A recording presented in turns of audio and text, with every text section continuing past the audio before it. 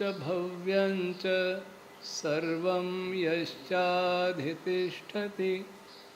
स्वर्यस्य च केवलं तस्मै ज्येष्ठाय ब्रह्मणे नमः।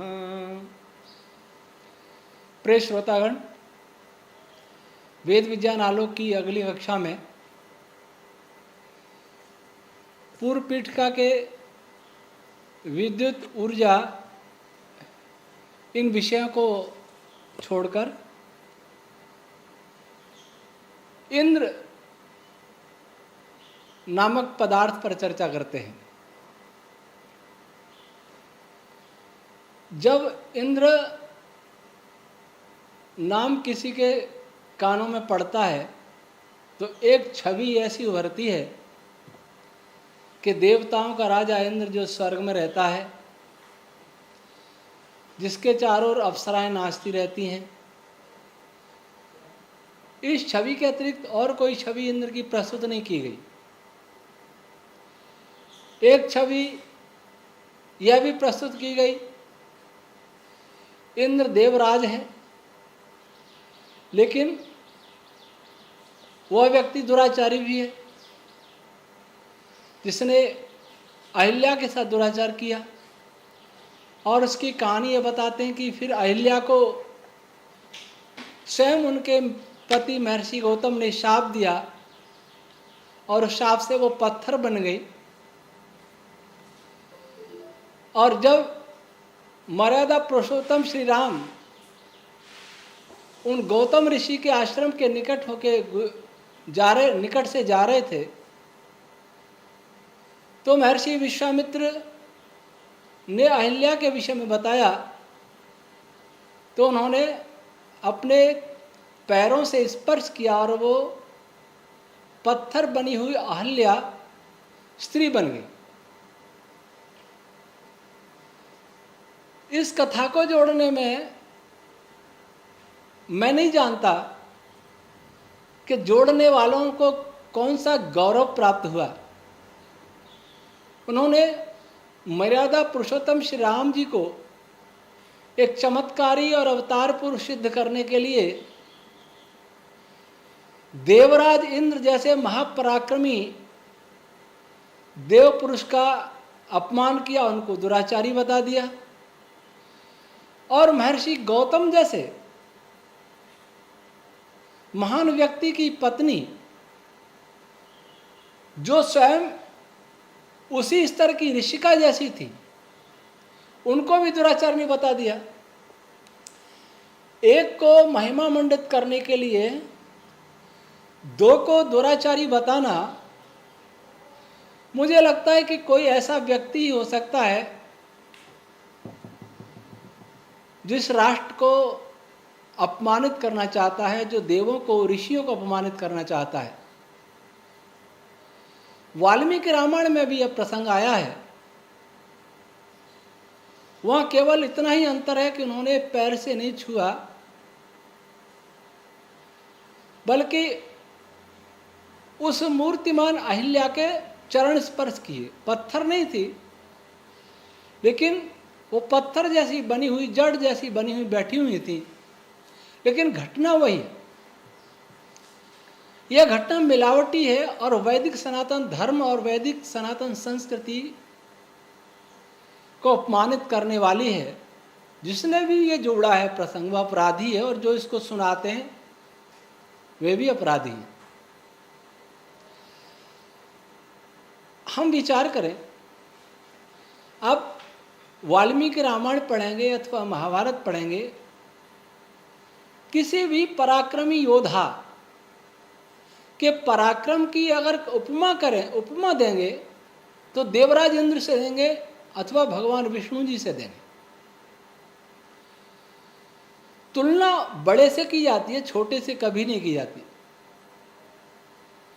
अगर कोई कहे कि हमारा एक घोड़ा है, ये हाथी के बराबर शक्तिशाली है, इसका अर्थ क्या हुआ? हाथी घोड़े से अधिक शक्तिशाली होता है। कोई ये नहीं कहेगा कि मेरा घोड़ा बकरे जैसा शक्तिशाली है। ऐसा तो कह सकता बकरे जैसा कमजोर है, लेकिन बकरे जैसा शक्तिशाली है ऐसा कोई नहीं कहेगा।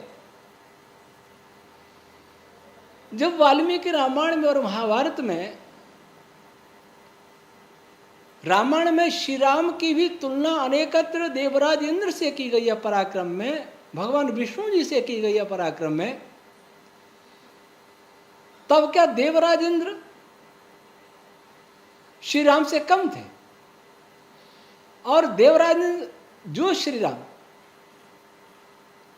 उनके छोटे भाई लक्ष्मण जी, जिन्होंने माता सीता जी का कभी चेहरा नहीं देखा और उनके बाजूबंद और कुंडलों को पहचानने में असमर्थता व्यक्त की कि मैं इन्हें नहीं पहचानता, क्योंकि मैं तो माता सीता जी की चरण वंदना किया करता था, कुंडलों को बाजूबंदों को कभी मैंने ध्यान से देखा नहीं। जब श्री राम श्री लक्ष्मण इतने चरित्रवान हैं, इतने मर्यादित पुरुष हैं, और इनकी तुलना अगर देवराज इंद्र से की जाए तो देवराज इंद्र क्या इतने पतित हैं कि किसी ऋषि के आवास में, आश्रम में जाकर के कोई दुराचार करे? लेकिन इस हिंदू समाज ने कुछ सोचा नहीं, भारत ने कुछ सोचा नहीं। और इसी प्रकार महाभारत में देखेंगे तो महावीर अर्जुन किनके पास गए थे अस्त्र, ब्रह्म दिव्य अस्त्र लेने के लिए? देवराज इंद्र के पास ही गए थे। उनकी भी तुलना कहीं होती है तो देवराज इंद्र से होती है। इसका अर्थ आप समझ गए। और महात्मा अर्जुन का चरित्र क्या था? देवलोक में उर्वशी ने उनसे विवाह की इच्छा की तो उन्होंने कहा था, चरण स्पर्श करके, यथा कुंती च माद्री च शची चेह ममान घेत, जैसे मेरे लिए माता कुंती हैं, माता माद्री हैं, माता शची हैं, वैसे ही मेरे लिए आप पूज्या हैं। अर्जुन का यह दिव्य चरित्र है और देवराज इंद्र लंपट जो अप्सराओं से घेरे नाच रहे हैं। ये अहिल्या और अप्सरा आ कहां से गई? वस्तुतः देव और इंद्र ये सृष्टि के पदार्थों के भी नाम हैं। एक नाम तो ईश्वर का है, इंद्र, जो संपूर्ण सृष्टि का निर्माता, संचालक और संहारक है। ईश्वर एक है, लेकिन उसके गुण कर्म स्वभावों के आधार पर उसके अनेक नाम हैं। जैसे एक व्यक्ति है, उसका नाम पुरुषोत्तम है। अगर वो व्यापार करता है तो ग्राहक उसे सेठ जी कहता है। वही अध्यापन भी करता है तो उसको गुरुजी कोई कह सकता है। वही किसी की चिकित्सा करने जाए तो लोग उसको चिकित्सक, डॉक्टर कह सकते हैं। लेकिन उसका वास्तविक नाम पुरुषोत्तम है। लेकिन कई प्रकार के कार्य करता है, इसलिए उसके अनेक संबोधन हो गए, अनेक विशेषण हो गए और उन नामों से वो पुकारा जाने लगा। वैसे ही सृष्टि का निर्माता, संचालक, संहारक, धारक एक ही है। उसका मुख्य नाम तो ओम है, लेकिन अन्य गुणवाची नाम उसके बहुत हैं। उनमें से एक इंद्र भी है। परम ऐश्वर्य वाला होने से उस परमेश्वर का नाम इंद्र है। गण, विभिन्न जीवात्माओं के गणों का स्वामी होने के कारण उसी का नाम गणपति और गणेश है। हम बहुत नामों की व्याख्या नहीं करेंगे, इसके लिए सत्यार्थ प्रकाश का पहला समोल्लास पठनीय है।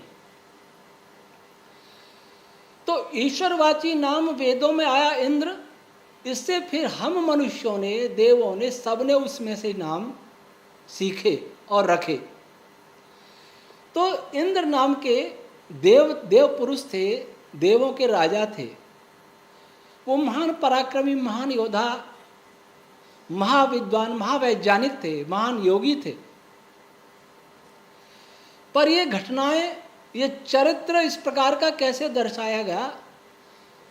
वस्तुतः महर्षि दयानंद ने ऋग्वेदादि भाष्य भूमिका में इसका उद्घाटन करते हुए लिखा है कि शतपथ ब्राह्मण में इंद्र पद के लिए एक विशेषण आया है, अहल्याजारः। इंद्र साथ में है और अहल्याजारः ये उसका विशेषण है।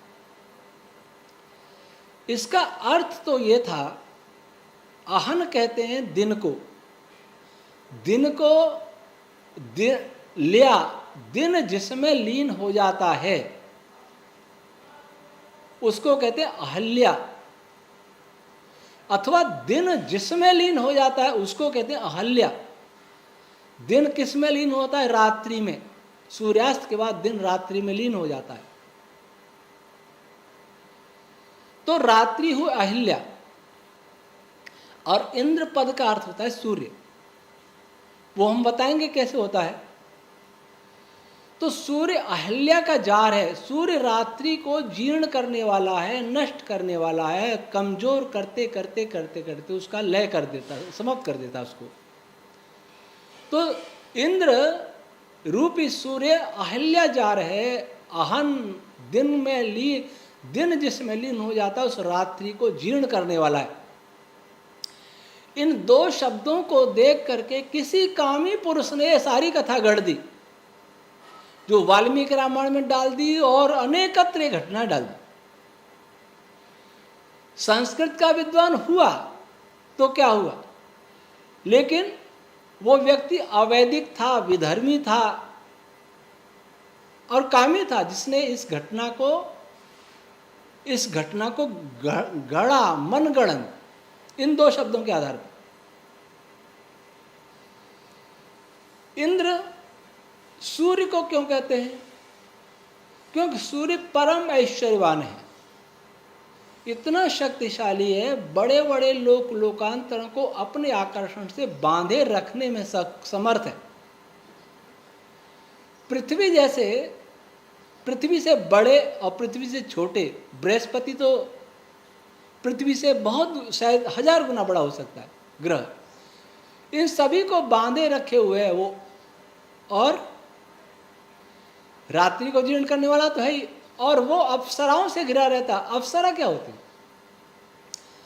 अप्सरा रहती हैं जो अप्सु प्राणों में रमण करती हैं, वो अप्सरा कहलाती हैं। जो आकाश में रमण करती हैं, गमन करती हैं, वो अप्सरा कहलाती हैं। आकाश में मरुद रश्मियां गमन करती हैं, सोम रश्मियां गमन करती हैं। इंद्र तत्व जहां सूर्य के चारों, यहां अप्सरा का अर्थ लेंगे सूर्य की किरण, यहां मर्द और प्राण नहीं लेंगे, वैसे दोनों भी ले जा सकते हैं। सूर्य के चारों ओर बाहरी परत में बहुत सारी मरुद रश्मियां, छंद रश्मियां, प्राण रश्मियां स्पंदित होती रहती। एक बहुत बड़ा जाल है, कुछ बाहर भी निकलती हैं, कुछ अंदर भी आती हैं, कुछ वहीं स्पंदित होती रहती हैं। इसलिए सूर्य कहलाता है इंद्र। अप्सराएं नाच रही हैं। कौन नाच रही है? मरुद रश्मियां, प्राण रश्मियां, छंद रश्मियां। मरुद रश्मियां, प्राण रश्मियां, छंद रश्मियां क्यों कहलाती हैं? क्यों कहलाती हैं अप्सरा? क्योंकि वो आकाश में निरंतर गमन करती है। और दूसरी अप्सु, अप कहते हैं प्राणों को, जो प्राणों में गमन करती है, प्राण के साथ गमन करती है। प्राण के साथ कौन गमन करती है? मरुद रश्मियां। तो मरुद रश्मियां भी अप्सरा है। सूर्यलोक के चारों ओर ये अप्सराएं गमन करती रहती है, नृत्य करती रहती हैं।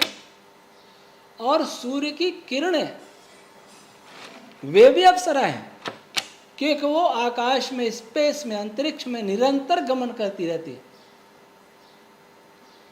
और सूर्य के बाहरी सतह से जहां से ये तरंगें आ रही हैं, विद्युत चुम्बकीय तरंगें, वहां एक बड़ा विक्षोभ होता है और वह विशेष बड़ी बड़ी ज्वाला और उनसे निकलते हुए रश्मियां नृत्य करती हुई स्पेस में गमन करती हैं, इसलिए कहा गया कि अप्सराएं नाचती रहती। तो सूर्य भी इंद्र है। इस सूर्य के चारों ओर अप्सरा नाच रही हैं, चाहे वो उसकी तरंग किरणें हैं अथवा मरुत प्राण छंद रश्मियां, इस कारण सूर्य इंद्र है। लेकिन इसको क्या रूप दिया गया कि देवराज इंद्र को रसिक बना दिया। अब इंद्र शब्द का दूसरा अर्थ है विद्युत, तीक्ष्ण विद्युत। आज हम सूर्य और देवराज इंद्र की चर्चा के बाद इस विषय को विराम देते हैं और अगली वीडियो में बताएं कि विद्युत इंद्र कैसे है और इंद्र क्या है। आज बस इतना ही। ओम शम।